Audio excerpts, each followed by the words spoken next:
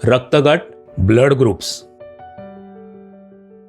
आपल्या सर्वांचं रक्त लाल रंगाचं असतं, पण तरीही रक्ताचे गट वेगवेगळे का असतात? रक्तगट किंवा ब्लड ग्रुप्स म्हणजे काय?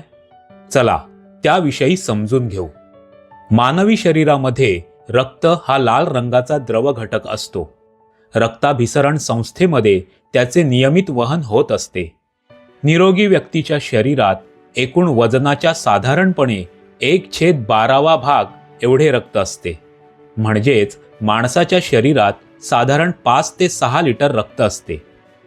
रक्तामध्ये 4 महत्त्वाचे घटक असतात. लाल रक्तपेशी, रेड ब्लड सेल्स म्हणजेच RBC, शरीराच्या सर्व भागांना ऑक्सिजन पोहोचवण्याचं कार्य करतात. पांढऱ्या रक्तपेशी, व्हाईट ब्लड सेल्स WBC, या पेशी सैनिकांप्रमाणे कार्य करतात आणि रोगकारक सूक्ष्मजीवांशी लढतात. प्लेटलेट्स, रक्तस्राव थांबवण्यासाठी रक्ताची गुठळी तयार करण्याचं काम करतात.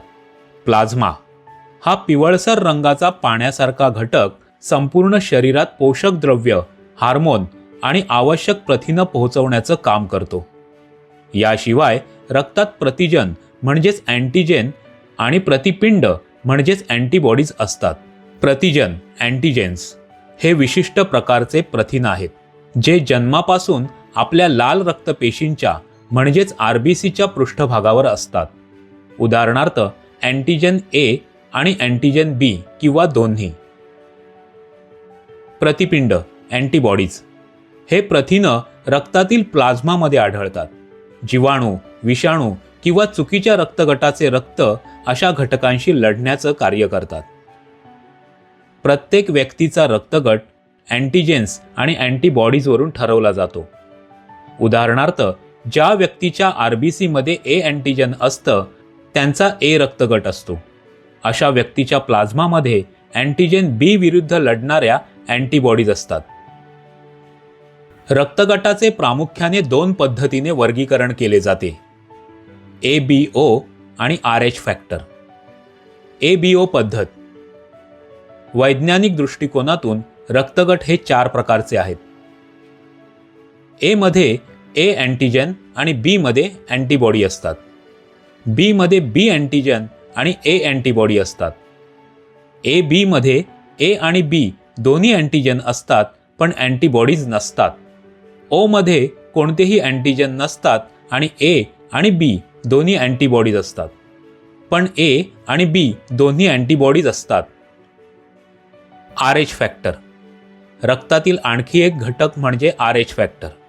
यामुळे रक्तगटाची अधिक तपशीलवार माहिती मिळते. एखाद्या व्यक्तीच्या रक्तामध्ये RH अँटीजन असेल तर त्याला RH पॉझिटिव्ह म्हणतात, नाहीतर RH निगेटिव्ह म्हटलं जातं. उदाहरणार्थ तुमचा रक्तगट A असेल आणि तुमच्या रक्तात RH फॅक्टर असेल तर तुमचा रक्तगट A पॉझिटिव्ह आहे.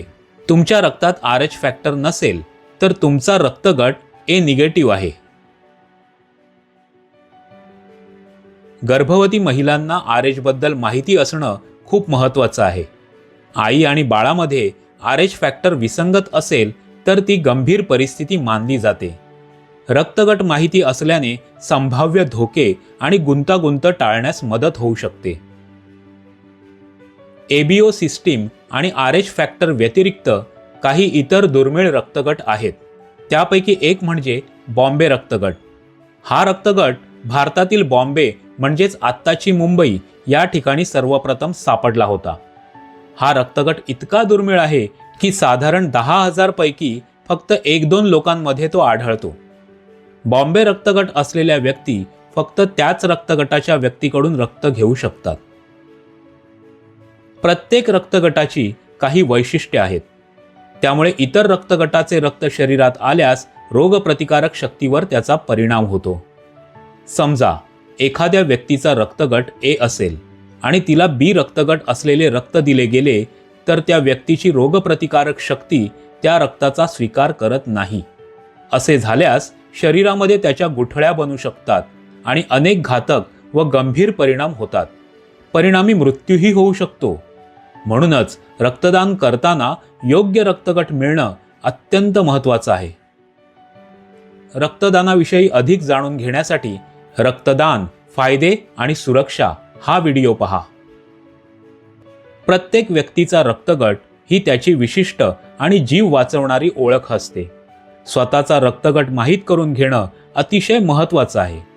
रक्तगट माहीत असल्यास आपत्कालीन परिस्थितीमध्ये आपला जीव वाचू शकतो.